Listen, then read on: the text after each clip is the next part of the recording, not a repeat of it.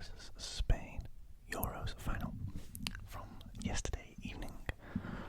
I was going to try to upload this last night, but I got back pretty late from where I was, and I had work today, so I didn't get the chance to.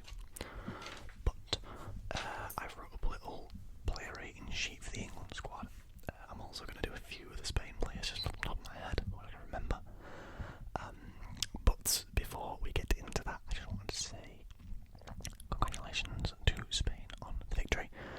They've been the best team in this tournament by a long way, in my opinion. I think they beat the toughest opposition 3 games ago when they defeated Germany. I think from there onwards it was pretty much elementary that they were going to win. They've been great all tournament. They are the first team I think I saw to win all 7 games in a Euros competition. They didn't draw once, they didn't lose in the group stage. Like, to say they were in probably the second hardest group too, with Italy and Croatia and Albania, I think it's an incredible achievement for Spain to, win so convincingly. I think it's not really too many people's surprise because that squad is insane and it's got some crazy talent, especially in the attack. But yeah, it's really cool to see a team that, weren't so hot so many years ago, turn things back around again and get back to how they were before. Maybe not quite on the level of the side that had Iniesta, Xavi, Busquets, etc. But still a very good side nonetheless. Balanced, pretty much well balanced all the way around the pitch. Really controlled the game from the first minute, in my opinion. Shut England out. Obviously, we put a bit of a fight back to get in, thanks to Cole Palmer, who we'll get on to soon.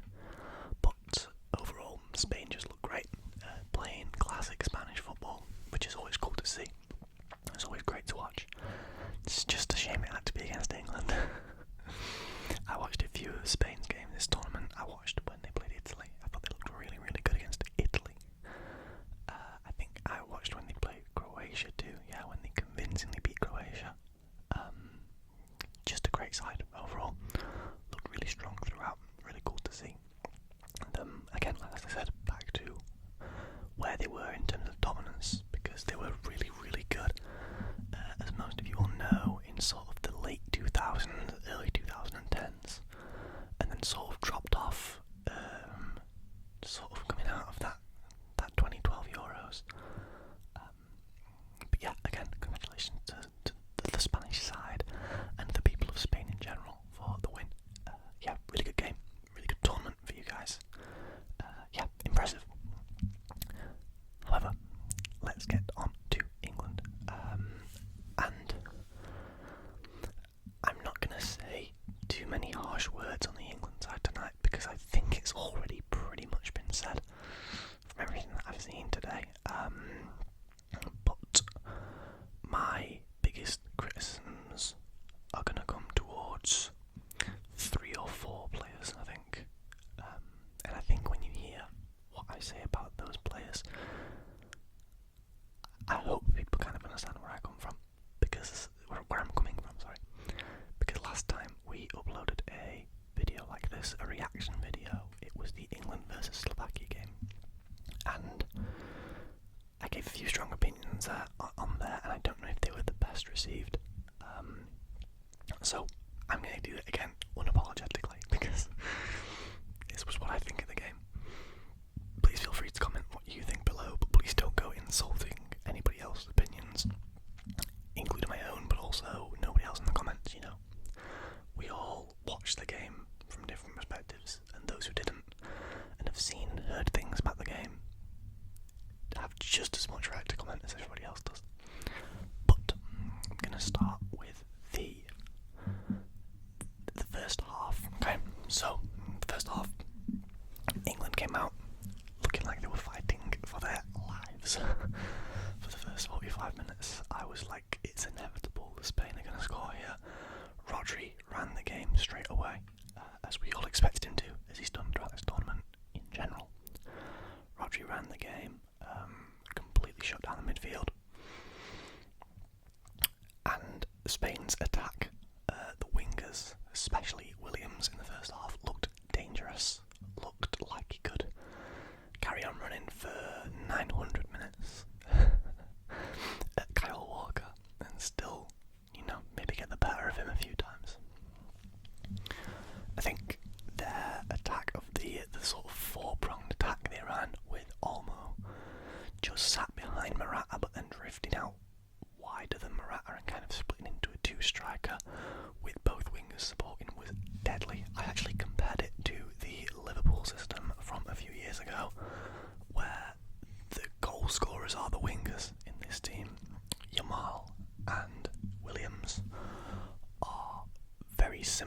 style-wise, I'm not saying they're on the quality of, but I'm saying in the way they were playing and the way they were moving was similar to how Salah and Mane used to set up at Liverpool under Klopp.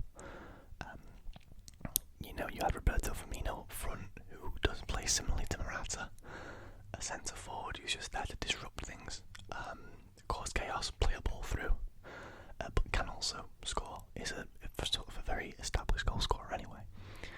But I think their system was set up very well to counter anything that England had. I think our wingers in the first half, with the exception of maybe Saka a couple of times, were neutralised. I didn't expect Dani Carvajal to play as well as he did. I really should be expecting Dani Carvajal to play as well as he did, because the guy is an incredible player, a legend at Real Madrid. Incredibly underrated. You don't hear Dani Carvajal get praised much, on the level of a Marcelo, back when Marcelo played for Real Madrid. Or, anybody along those lines. It's just a serial winner at a club. That is Dani Carvajal. You can't complain about that at all. The defence, Normand was very good coming back from injury. I think he looked great at the back for Spain. Very dominant. Bit of a bully in the way that you want to see a centre-half be a bully. Not violent, just firm, and nothing was going to get past him. Laporte played his role incredibly well. I thought he looked great. And then Cucurella at left back, who isn't my favourite player. I don't really like Cucurella's playing style. I think it's a little bit too kind of a do or die kind of style, but it worked last night. That's all we can say about it. But yeah, I think Spain just shut us out from minute one. In all honesty, I don't think England really had a chance in that first half that was anything better than just a decent bit of play. I think in the second we really came into our own more, but as you probably know, Spain scored within a minute of the second half. They took Rodri off for, I can't remember who it was that came on. Was it Zubimendi? Or am I completely forgetting the name of someone? I think it might have been Zubimendi from Real or Sociedad. And then they scored pretty much instantly. Williams in the second half with a great run, and just a good finish around the keeper. Very nice to make it 1-0. England then replied through Palmer after a few subs. I think we'd only made 2 subs at that point, maybe. I think Watkins and Palmer had come on at that point. And Palmer instantly changed the game, in my opinion. Probably should have started, or at very least came on a lot earlier. I think that was the 73rd minute. And then Mikel Oyarzabal managed to score the equaliser in the 87th, I think it was. I think it was 87th minute to make it 2-1, and that was when Spain won. Overall, I think the England player ratings I'm going to do now, actually. Let's start with Jordan Pickford. So, my one criticism of Pickford is that his kicking last night was not very good. I've seen him do a lot better. Some of the balls he was playing against the Netherlands and Switzerland, he was pinging balls into the middle of the park that were landing on an absolute dot for Kane to get, for Saka, Foden, Bellingham, Mainu, etc. Just to get on the end of, take a touch and control. But there was a couple of Pickfords last night that went out for throw-ins, or just went to the complete wrong area of the pitch. I think actually at one point he turned over possession straight from a goal kick, went straight back to their goalkeeper because he overhit it, and it just wasn't really ideal. It wasn't what England needed right at that point in time. With that said though, I thought as a shot stopper last night, he had his game of the tournament. I think he was incredible last night in goal. I think he stopped maybe another 2 or 3 goals from going in. I think overall his ability to stop shots is that valuable that you don't really mind losing the kicking aspect every now and then, which is why I've given him a 7.5 out of 10. Because let's be real, he kept us in the game for long periods of time. I think Pickford's important to this side, and I think it'd be great to test another keeper within the next couple of years, but I think while Pickford's on this level, at big tournaments, say shots that he really has no right to be getting to. There was one from Yamal that was from about 5 yards out, and Pickford saved it, and I was like, wow, crazy save. So yeah, 7.5 out of 10 for Pickford. I think he's been incredible. It's been really great to see. Luke Shaw, now at left back, gets an 8 out of 10 from me. I thought he was amazing last night, especially in that first half. He completely shut down Lamine Yamal on the Spanish right wing. I think Shaw is a great crosser of the ball too. He put a couple great crosses in last night, just no end product because we'll get on to that. I just think Shaw made the difference to the England side, and I think that if he'd been playing most of the tournament, we'd have seen a much more dominant and assertive England side, because Trippier at left back was not what anybody wanted to see, let's be honest. So yeah, Shaw gets an 8 out of 10 for me. Stones and Gay, the two centre backs, I gave them both 7s because I thought they played for the most part very well. I don't remember Mark Gay messing anything up too much last night. Same for John Stones. I don't remember either of them making a terrible mistake. Obviously John Stones played Oyarzabal onside for the winner, but it was by a kneecap. There's not much he can do there. You can't really judge that. Oyarzabal had no right to be where he was, and he scored. Nothing really John Stones could do about that. So I gave them both 7 out of 10.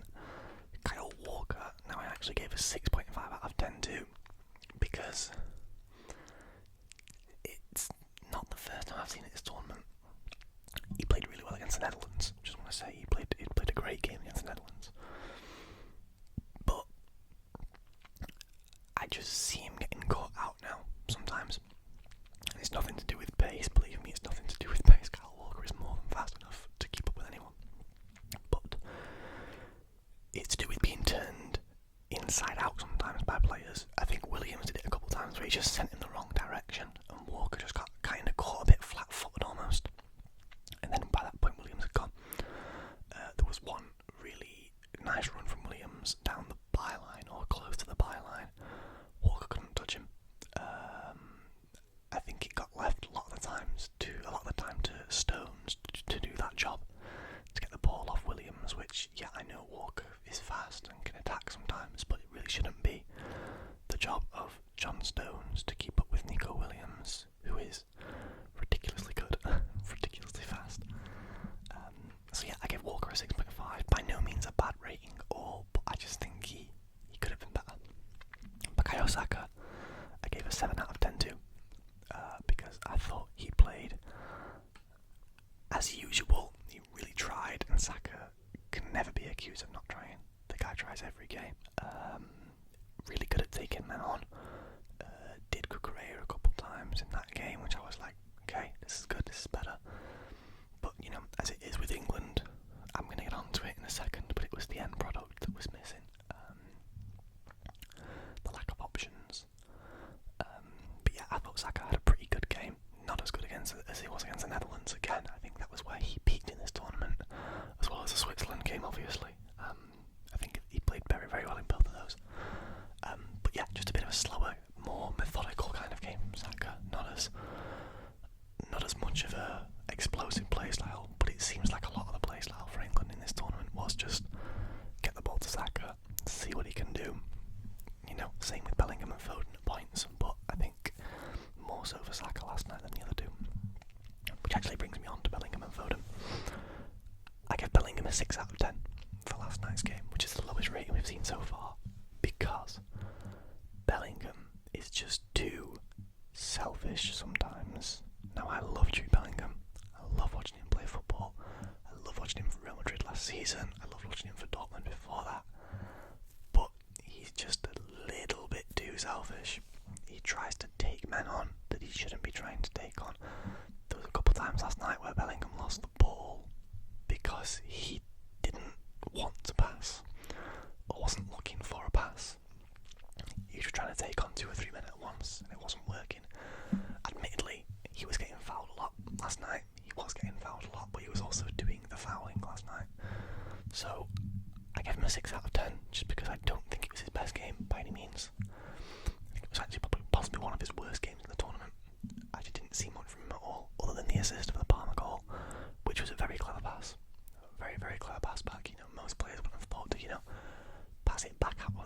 that situation, and Jude Bellingham usually would try and turn and shoot there, but he passed it back to Palmer, had the fade, Palmer scored, Jude got the assist, and you can't really ask for more than that.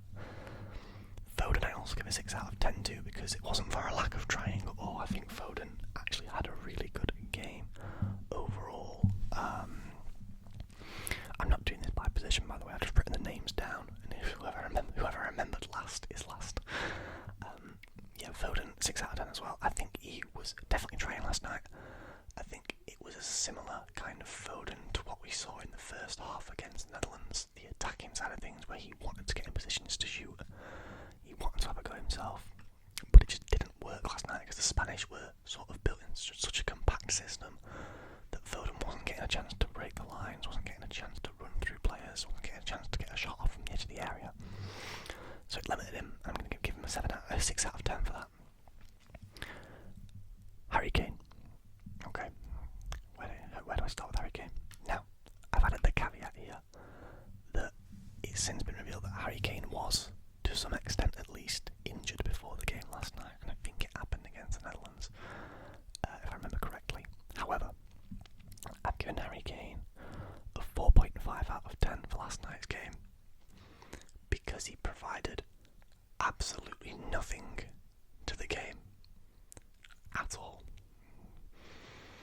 In my opinion, I can't remember a positive bit of play that Harry Kane did in the attack. I'm not saying in general, as a striker.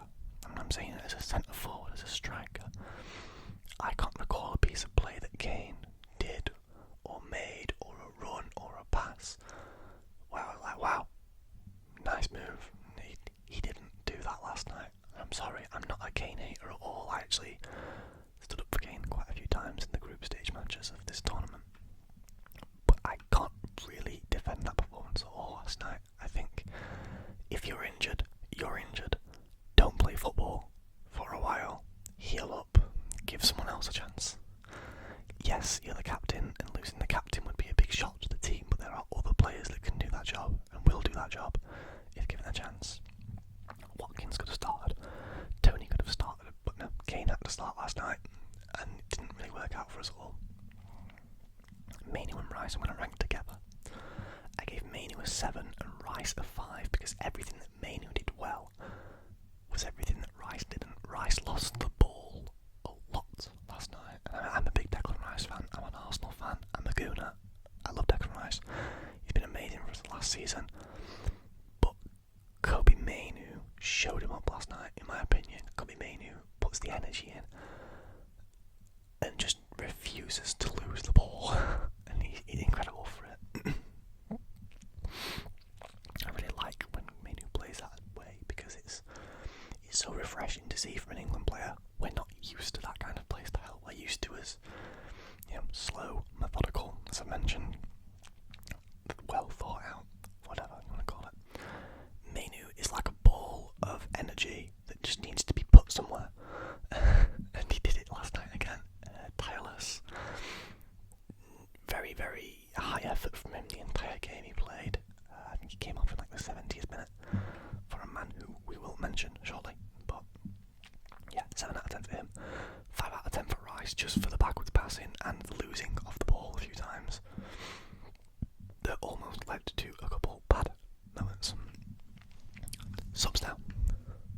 Cole Palmer, Ollie Watkins, Ivan Toney. We'll start with Toney. I give him a 6 out of 10 because he'd got about 5 minutes to play. And there's nothing that a striker can do in 5 minutes that's that impressive other than score a goal. But Ivan Toney, I like his play style. I think he should have had more minutes for England this tournament. I think he's been really good when he has played. So yeah, 6 out of 10. Hoping to see a lot more from him in the future for England. Ollie Watkins, 6.5 out of 10. Did get a yellow card, but wasn't really his fault. It was just a high boot that he wasn't going to see coming, in my opinion anyway. But yeah, tireless as usual, trying to get in places to get the ball, but just couldn't get the service at that point in the game. Yeah, 6.5 out of 10 from Watkins. Another one that I'm excited to see more from for England. Cole Palmer, or Cold Palmer as they call him. I actually hate that nickname, I think it's ridiculous. But 8.5 out of 10 for Cole Palmer. I actually want to give him a 9, now I'm thinking about it. I think I'm going to give him a 9 out of 10. Just incredible.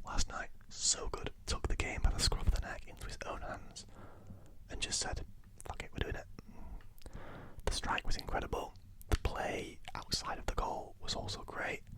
I think he deserved everything that he got last night, and I think it's quite disappointing for him that we couldn't get a better result out of it, because if anything deserved a result, if anyone on that pitch deserved the win, it was Cole Palmer. Yeah, that's going to be my player ratings, guys. I hope you enjoyed this video. I hope you're looking forward to more football content in this channel when the season starts. I'm thinking of making a reaction to my predictions because they had a stinker. Yeah, I'm gonna leave it there for this video. I hope you enjoyed. Please leave a like if you did. Let me know your thoughts on the game and the tournament in general. I'll reply to all comments as usual.